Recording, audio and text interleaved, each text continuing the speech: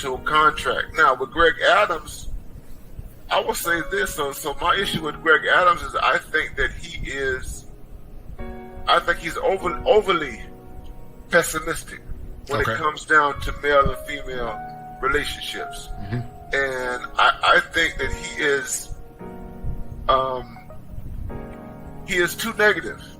And what I mean by that is that he sees all male-female interactions as being wrought with failure. Fire for your mind. The kosher clinician.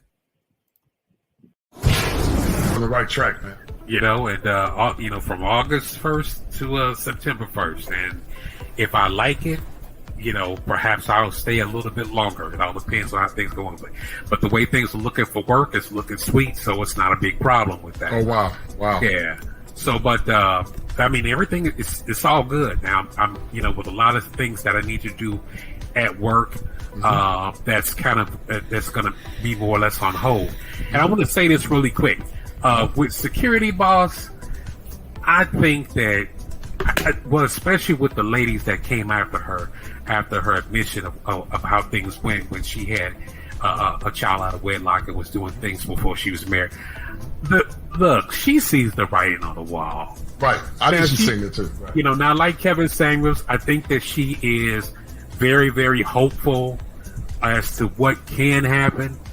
But again, she's going to continue to see more and more and more and more that the ladies are not listening to you. They're not wanting to do what you are suggesting. I like the effort, but again, as far as being a black man, save yourself, go somewhere else. I agree with you. Dr. Ronald Neal in the house. What's going on? Can you hear me, dog? Yeah, I can hear you perfect, man. How would you like to add to the conversation, Doc, and this current tile of events that we're seeing with the very, how can I say it, very negative nature of Vivica Fox, but also the ongoing cycle that we're beginning to see in the behaviors of so many modern women? How would you like to add to the conversation, being a single man, but also being an agency of men living their lives on their own terms, from the anthropological perspective, but also from the academic perspective as well? Absolutely. Let me just say, man, shout out to you, Coach, your clinician, and everything that you're doing, man, and you just ruffling the feathers and shaking things up, man. So I just want to give you your props and everything that you're doing. Listen, man, Vivica Fox is indicative of where we are right now. And this is a woman who was over the age of 50. She's darn near close to her 60s. You know what I mean? And I wish I could say that her perspective and her worldview is limited to women in her cohort. Women limited to women who are like, post 40. But it's a worldview that has trickled down. In terms of younger women and the like, you know what I mean? So the older women, they're the ones who socialize the younger women. So women who are in their 40s, who are in their 50s, they are socializing women who are in their 20s. They're socializing women in their 30s, and they're transferring their worldviews to them. And unfortunately, these women will carry out the same type of negative perceptions with respect to black men that so many women have lived out over the past 50 some odd years. I'm a single black man. I've never been married. I don't have any kids or what have you. And all I have to say to you, my guy, is that the situation in America is bleak. It is despondent. I see you have Security Boss. She's been in your chat and everything like that. And she's she's a married woman and everything like that. And God bless her. Security Boss, you are doing a yeoman's job or what have you. She is in a rare position. Women don't want to listen to her because they think that she is old and she's out of date and she's a fuddy-duddy and all that kind of stuff. And And there are real deep reasons for that, because we have a broken and damaged culture. But if you're really concerned about men, you really have to deal with the fact that men, regardless of age, are going to have to make real decisions in their lives. Are they going to wrestle and struggle and lose sleep and kill themselves in the way in which our dear brother Kevin Samuels did, arguing, going back and forth with these women, black women? Right. Are you going to do that for 20, 30, 40, until you die? Right. Are you going to do that, or are you going to try something else? That is, expand your options, travel, go to different countries, experience different cultures, and if you're not traveling, exploring different populations of women in the United States and finding or looking for different types of situations. Because unfortunately, a lot of the stuff that we're dealing with is irreversible. We cannot change it. We cannot change it. I agree. Black men like yourself and other black men who have wives, who have been married 10, 15, 20 years, 30 years, 40 years. And I know men like this, not just yourself. I know men like this whose wives are not at war with them. Right. They have a rare situation, right, a rare condition. But for men like myself, who never, I'm 48 years old. I will be 49 in September. Right. Never been married, no kids. And there's a reason. Because I saw this stuff decades ago. I lived it out. I wanted to marry an American black woman. But the American black woman gave me no incentive whatsoever to marry her in her condition where she is encouraged to constantly fight against black men. Right. And I have to say to myself, I have to say, made the decision that I'm not going to live a life where I'm going to be waking up every morning being in a war with a woman who thinks that I am inept, a woman who has to question my intelligence and my leadership and all that kind of stuff. I'm not going to do that. And so if it means that I have to be single, alone, and being a bachelor versus being in war, I'm going to be a bachelor. I don't blame you. And that's the situation. And so young black men who are listening to this broadcast, who are younger than me, you are in a prime situation. You do not have to deal with this stuff right here. Right. You young black men who are listening to this broadcast right now, with a kosher clinician, maximize your gifts, your intelligence. There are billions and billions of women on the planet. There are continents on the planet. You can go anywhere. There are all sorts of women. You don't have to commit yourself to this American black female. And I'm not saying that to say that all of them are like that. Right. But unfortunately, there are many who are out there who work against us. Right. And those who position themselves as being affirmative towards black men, unfortunately, they have been in the shadows, they have been silent, they have been fearful and reluctant to go against the sisterhood. So we are only seeing now in YouTube and other parts of social media, and this is very recent. Shahrazad Ali was a unicorn. In 1989, 1990, Shahrazad Shahrazad Ali was a unicorn in going against the sisterhood. You did not have, from 1989, 1990 up to this point, you did not have a plethora of women like Shahrazad Ali going against the sisterhood. Right now on YouTube and social media, now we have a good number of women who are saying we think differently. But the damage has been done. Right. The damage has been done. So what I'm saying to young black men, I and I know I'm very long-winded, you're fine. Brothers, do not kill yourself. Do not allow yourself to be stressed out. Do not. You don't have a duty or obligation to women who look like you in America. You can expand your options and find something else that is healthy and viable. If you want a family, if you want children, if you want a legacy, that's what you do. You expand your options. Right. I want to ask you a question, Doc, and you and I have had this conversation in private. You and I, Dr. Neal, and I are going to be in the movie Frustrated 3 with Brother Al Grease and many others at WAPO, him, all, well, it's going to be a plethora of content creators in this movie. And it's not that Dr. Neal don't want to get married. Dr. Neal wants a solid, viable wife.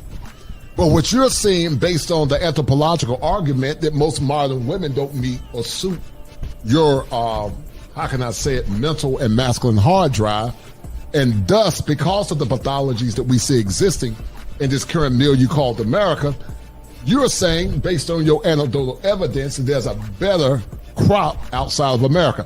I want you to tell the men what you saw when you were in Brazil with me, but also what this movie, and don't worry, we won't talk about the movies. I know Breeze want to keep that on the wraps. But anyway, we're going to be in Frustrated 3, but what did you see in Brazil when you traveled that gave you hope?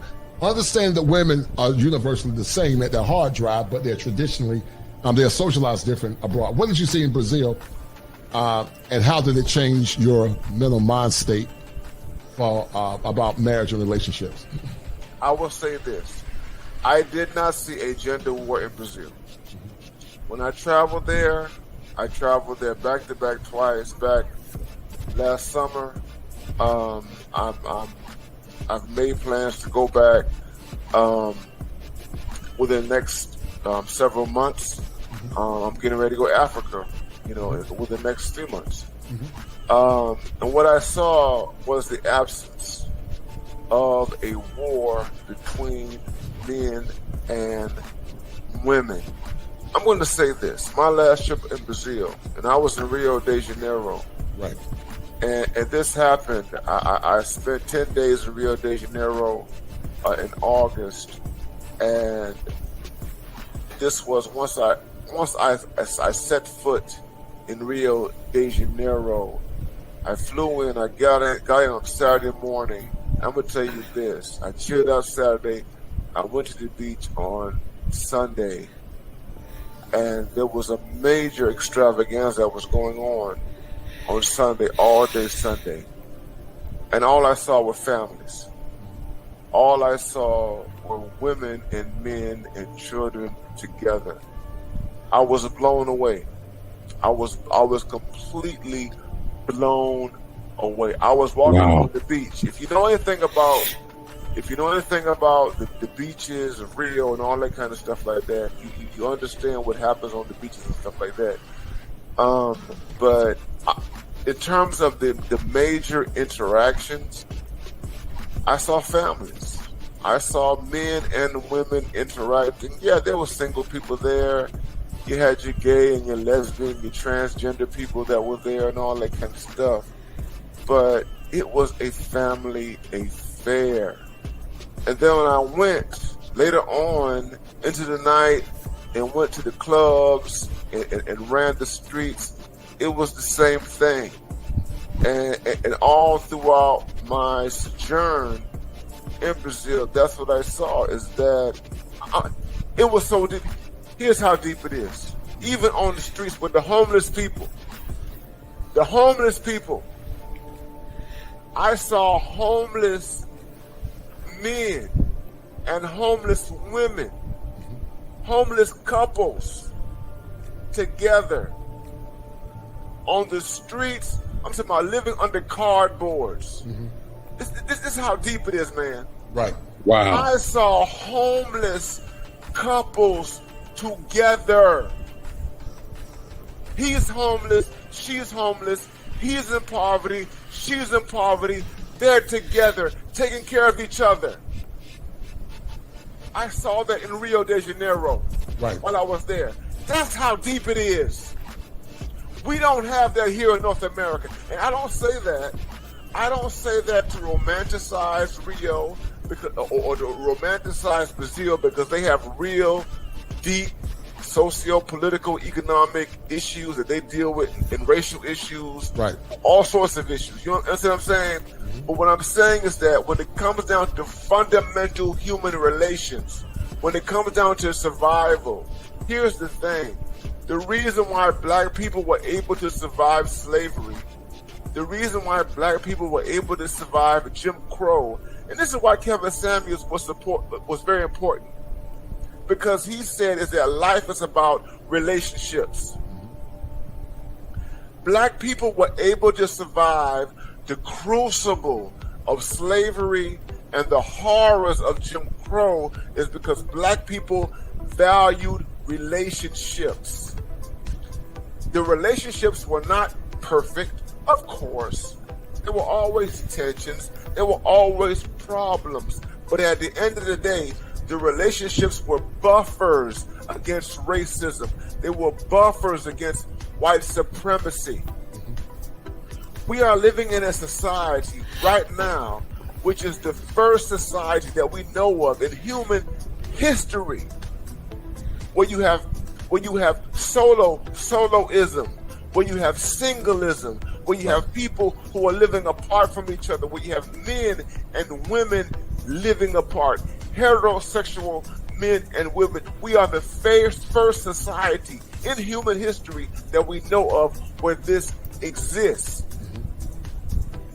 The first one. There is no. You can study history. There are not societies that have been driven exclusively by women. There are no societies that have been driven exclusively by men. Most human societies over the course of history have been societies that have involved the creative confluence between women and men. Right.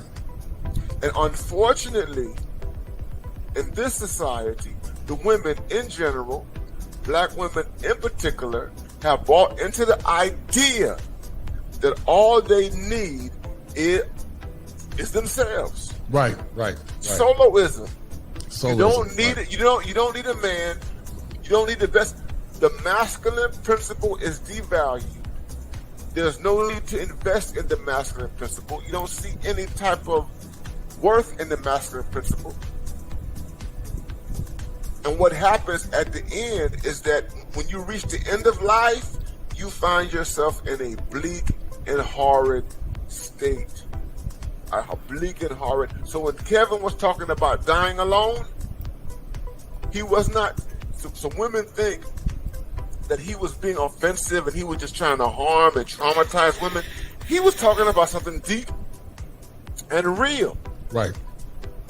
My mother, I had my mother. My mother died. My mother died back in 2017. My mother was never married.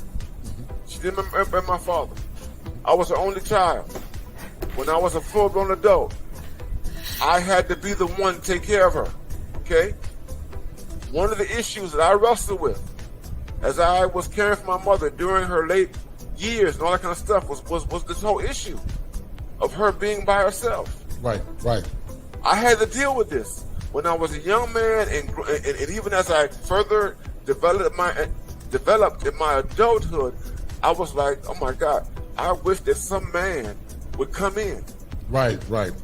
And would pair with her so that I would not have to be wrestling and worrying about the end of her life.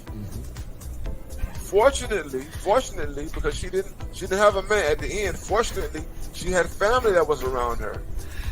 And my mother had Alzheimer's and everything, and she died of complications of Alzheimer's. And she had a sister and a cousin who was around her when she died and all that kind of stuff. But I worried about how she would die because I did not want my mother to die alone. We lived in different states. She was in Tennessee, I was in North Carolina. Okay? And my family is fragmented. My family is just, I come from a very broken black family. I'll put it like that. But the point I'm trying to make is this, is that we are out of sync. As black people, we are out of sync with what has come before us. I agree. Not just as black people, we are out of sync with what has come before us in terms of human cultures, human civilization. Again, this is the first human civilization that is dealing with what we're dealing with right now. And we don't have any, this is unprecedented. We don't have anything to turn to cope with it. That's why these conversations are so important. And so black men, most of us, we want relationships. And I've said this in other places. It was never my goal. When I was 20, I'm 49, I'm going on 49, I'm 48, going on 49. When I was 25 years old, I truly believed that by the time that I reached this age right now, that I would be married, that I would have children. I wanted a stable family. I wanted everything that I didn't have growing up. Right. Respect. I respect that. And the reason why I did not go down that path is because of all the stuff we're dealing with right now. Because I sat back and I said, no, you know what? I'm not investing in any woman who's at war, who is at war with me. Right. And for all of my adult life, black women have been at war with black men. Right. And with me. Right. And I'm like, I'm not marrying, I'm not investing in a woman who is at war with me. And that's why I'm single. It's not because I hate black women. It's not because I think black women have no value. It's because black women have been programmed to be at war with black men. That's why I'm a single black man and I don't have kids. No doubt. I'll ask you this question, Doc, and that was an excellent expose. Thank you, brother. But I'm going to ask you this question, Doc. You're very passionate about. I know you got to go. No. I understand. Can I just throw one interjection in, and I'll let you get to it really quick? Yeah, I just want to say that, man, this situation I thought that I think is a little worse than what I thought, because when I was younger, a generation was considered 25 to 30 years. Well, since women are deciding to get married later, the idea of the generation is shrinking. Right. So instead of now we're talking about 2 to 3 generations, we could be talking close to 5 or 6 generations before these things start to run around. So that's all I want to say. Right. You know, I will ask you this question, Doc, and I'm going to let you go, and I'm going to roll out in a minute. But there will be some that will argue, Dr. Neal, that men that are against marriage in America are fatalists, which is antithetical to what Kevin Samuels taught, and he believed in marriages. I'm more of a free agent lifestyle. If I was a single man, I would probably think more like Coach Greg Adams. The only thing minus religion is the thing that will more or less convince me to be in a relationship because of where I was raised in church. But let's take away religion. Are men, Dr. Neal, that don't want to get married within the contextual framework of America fatalists? And is that counterintuitive to what Kevin Samuels talked about, even though that was a position where I disagree with Kevin? But what's your take on that, brother? I wouldn't call them fatalists. I would think that they're rationalists. I think that men have counted the cost. You know what I'm saying? I mean, you count the cost of marriage. You count the cost of bringing children into the world.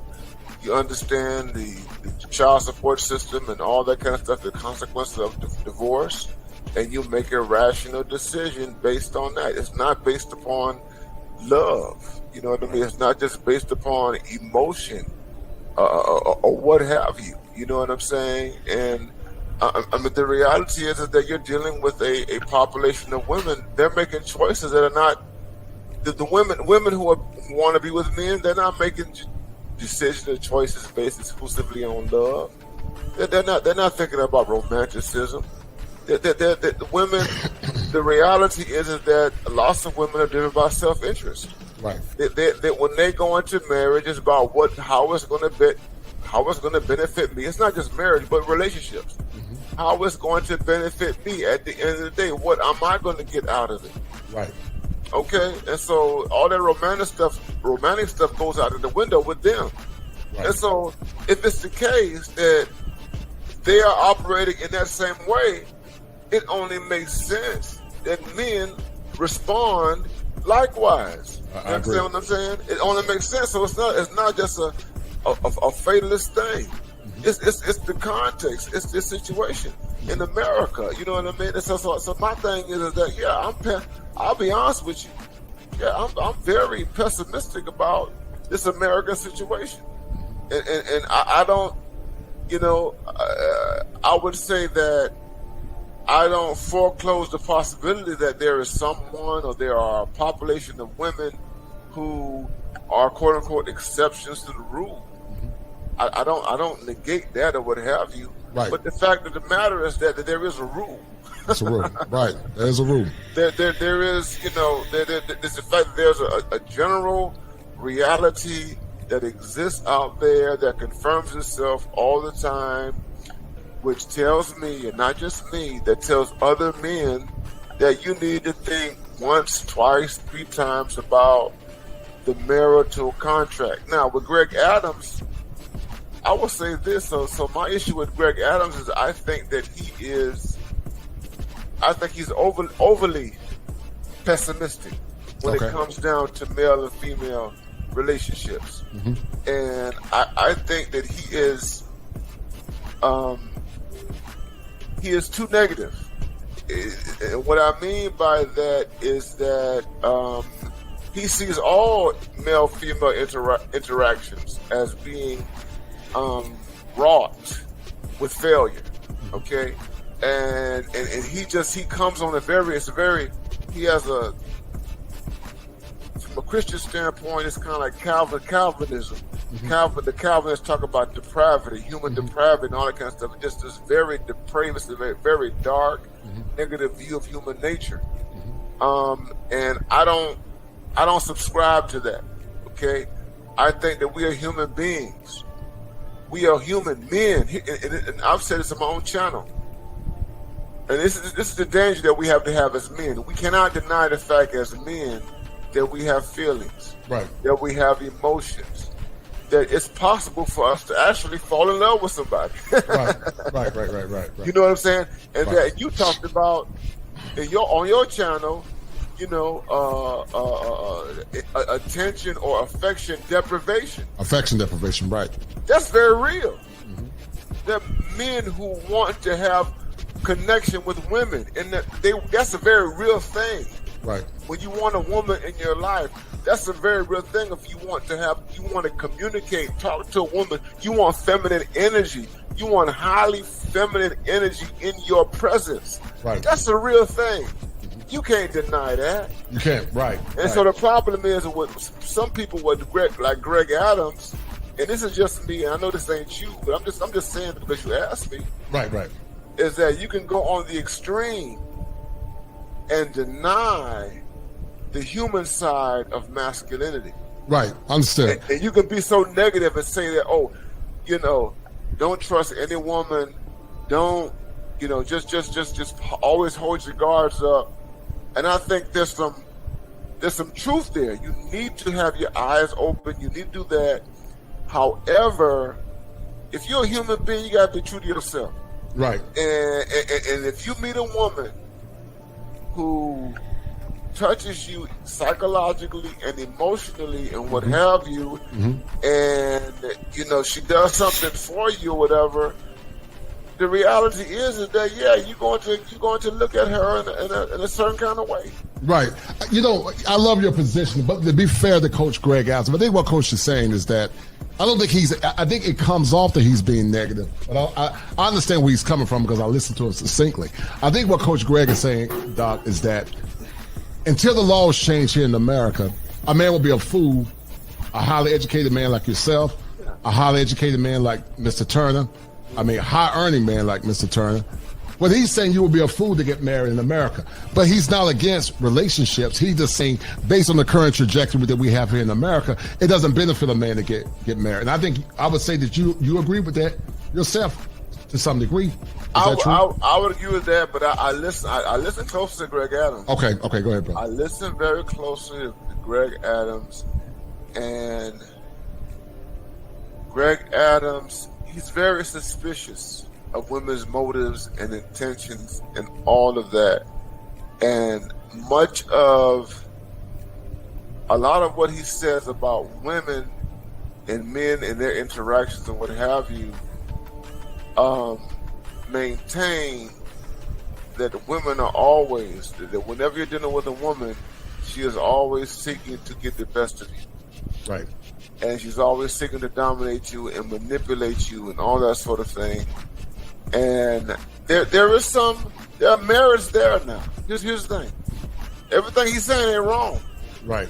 But what I'm saying is that if you have a completely pessimistic, dark, negative view of your interactions with women, then you will never, you will foreclose the possibility of having any type of positive interactions. Mm-hmm. I'm not talking about marriage. I'm a single man. I'm a bachelor, right? So I've dated, I talk to women. I interact with women all the time. Mm-hmm. I can't interact with women if I want female companionship and company, and I want to relate to a woman in an emotional way, I can't approach that with a whole bunch of pessimistic ideas, thinking that she gonna always, seek to get the best of me or whatever. You know what I'm saying? The reality is that, you know what I'm saying, you have to be open because you never know who you're dealing with. Right, I see your point. You don't want to. And again, and this is where I would say, well, I'm serious. You don't want to paint a broad brush. we deal with generalities, right? Generalities do work. They do work. They are useful. They are instrumental. But you want to be open to women who don't always fit that particular kind of mold. You know what I'm saying? You want to be open to women who are open, women who are not completely inundated by all of the indoctrination, all of the gynocentrism. Right. Women who might have some kernels of value for men. Women who allow themselves to be vulnerable to men. Women who want to be with men. I'll put it like that. Right. So your logic is healthy skepticism. There you go. Healthy skepticism. So that's the thing. You know what I'm saying? So my thing is, when I meet a woman and I interact with her, I don't assume that she's a demon. Right. I don't assume that she's just totally abject. I'm talking to her, and I'm hoping in the conversation that I can learn more about her, whatever, and she can reveal herself. Because she will reveal herself, right? At some point, she's going to reveal the demon. If the demon is in her, that demon going to come out in some kind of way. Mm-hmm. If she is open, and she is healthy, and she is genuine, that's going to come out. This is about vetting. This is why Kevin Samuels was so important, right? Because Kevin Samuels, what he did for 2 years when he spoke primarily to women, is that he taught black men how, especially young black men, he taught them how to vet women, how to ask the right questions, how to weed them out, okay? This is how you determine whether this is a quality woman versus a low quality woman. You have to ask the questions. How were you raised? How were you brought up? What do you think about marriage? What do you think about relationships? What do you think about money? What do you think about a whole host of things? When you ask the right questions, you will be able to find out where she is. you will be able to determine whether she is low value or low quality or high value or high quality. That's how you do that. You see what I'm saying? But you have to be open to the whole process. Right. I agree. There got to be a level of vulnerability in order to have a relationship, and that more or less is pigeoned back on what we call healthy skepticism. But I do see both positions. I respect yours and his. But you know, if you did find your wife traveling abroad, say if you go to, I don't know, South Africa soon. Actually, Mr. Turner, y'all might be down there together. He's going to South Africa. When you going, James? When you going to South Africa, Mr. Turner? Meet yourself, brother. You might be gone. All right. From August to September. Okay, yeah. So he's going to South Africa, and you might even be going. Can you hear me? Yes, I can hear you. I can hear you. Can you hear me? Yeah, but anyway, yeah, he's going to South Africa, Doc. But if you found your wife abroad, say you go to South Africa, you meet you a nice Hoysian woman or somebody from the further plains of South Africa, would you bring your wife back to America? That's a big question. You know, I mean, it depends on who she is, how she been formed, how she been socialized, or whatever. Okay. You know what I'm saying? I mean, that's the dynamics.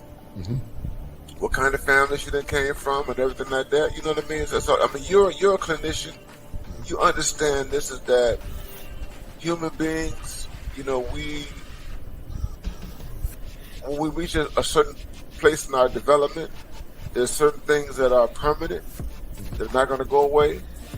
And then there are certain aspects of our personality that are malleable, that are changing and opening and all that stuff like that. Right. You know what I'm saying? So I agree. It depends. It depends on that. So the thing about it is that when it comes down to marriage and family and stuff like that, and that's why we entertain women from different cultures, right? Because the idea is that when you're raised in a culture that values family, and that thing is deep and it has centuries behind it, okay? You know, by the time you're 15 years old, that stuff is in you, okay?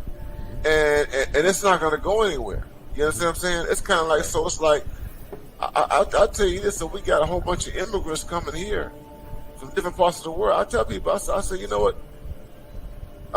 You know, liberals think that they're doing a wonderful thing by bringing a whole bunch of immigrants from all over the world to the United States. Right. But most of the immigrants who come to this country, they come from traditional cultures. Right.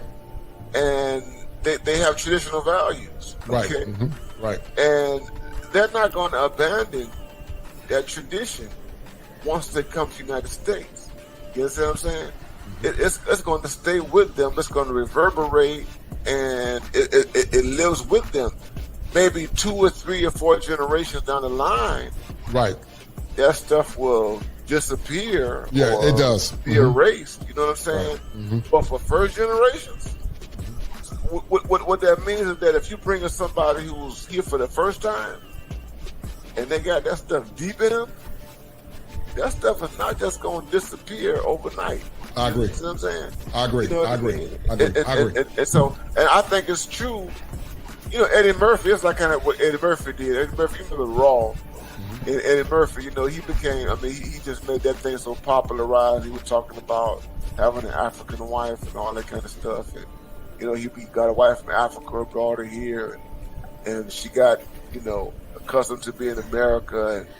And before you know it, she started talking about something, you know, Eddie, what have you done for me lately? What have you done for me lately? You know, Janet Jackson type of stuff, you know what I'm saying? Right. That's kind of comical. That's kind of extreme. But the reality is, I mean, that can't happen. I'm going to say, I'm not. It can happen. I'm not going to say that cannot happen. Right, it can definitely happen. But if you come from a family tradition where family is strong, and marriage is strong, and everybody expected to have, because here's the thing about the Africans, right? And I've seen this. Them jokers will come over here and they might marry an American, right? And I've seen this with black women who have married African men, and I've seen this with black men who have married African women. They bring that whole family stuff with them, bro. Right. They bring it with them, and they bring their families with them, and it's like, you got to deal with our family system and culture and background, and it's not going anywhere. Right. This is how we operate. You are part of us now. This is how we operate. You know what I'm saying?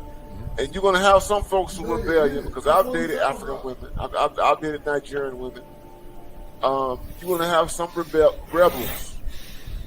But then you're going to have some who are going to be consistent with family tradition, because they want to maintain that thing. And that's a real part of it. So to get back to the question that you initially asked me, man, man, it's a vetting process. It's how you evaluate people and how you figure them into your situation in terms of marriage and family and all that kind of stuff. So I don't have a definitive response to that. All I can say is that, vetting is going to be very serious. No, I agree with you. Go down that road.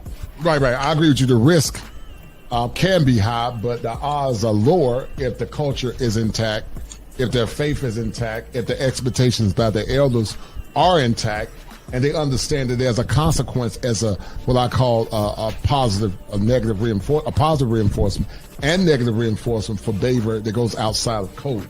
So I would say, like you were saying, that maybe second and third generation they might change, but I think it depends on the intactness, the culture, the faith, the respect for men, the socialization, and all of that. It goes back to what the ideology said: to train up a child in the way that they'll go, and when they get older, they won't depart from it. So if it's inside of them through intrinsic and extrinsic motivation, I think it's a greater safeguard versus trying to bring them into a system where they're being forced into acculturation. So I totally agree with you, man. And I pray. Let me tell you something, because I was in the position I could have married a Nigerian woman. I could have married. I had an opportunity to marry into a Nigerian family. Okay.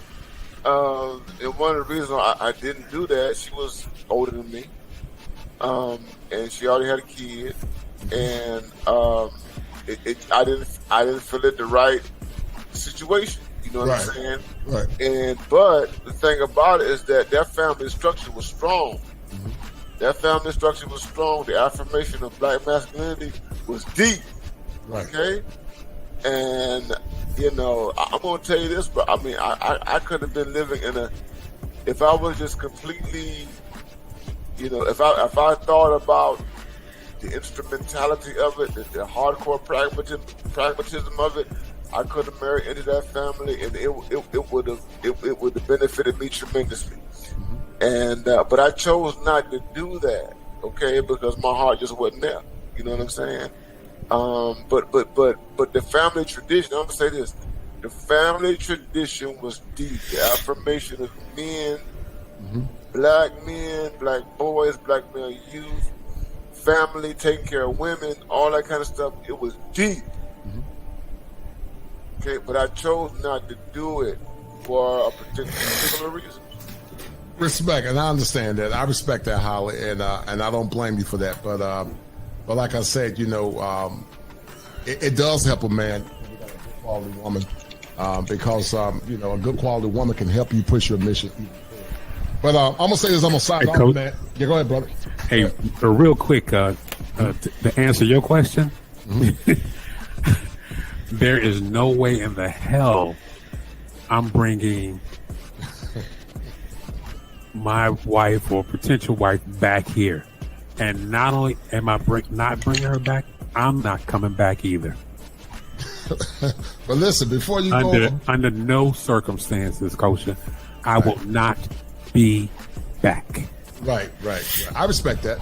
I respect that. But that goes back to that failures mindset. People assume that, and I respect your position, Mr. Turner. If you bring them back to America, they're gonna turn and get bad and corrupt, and that's a myth too. Because there are some that come back and they do fine. I know a few, but I do respect your position. Yeah, but you said a few. You said you were absolutely correct when you said a few. Right. But bringing a woman back here from a different country, that's not a chance I'm willing to. And not only that, it's better for me as a black man to be abroad than it is here. Mm-hmm. Okay, with the police situation, well, with the with the quality of life situation, with the weather situation, I see more pros than I do cons. I respect that. Yeah, that's what I'm saying. I respect your position. I respect any man's position for that. But anyway, Doc, I'm gonna sign off, man. Much love. Glad you popped in, man. The death of Kevin Samuels brought a lot of consternation for a lot of people. Yeah.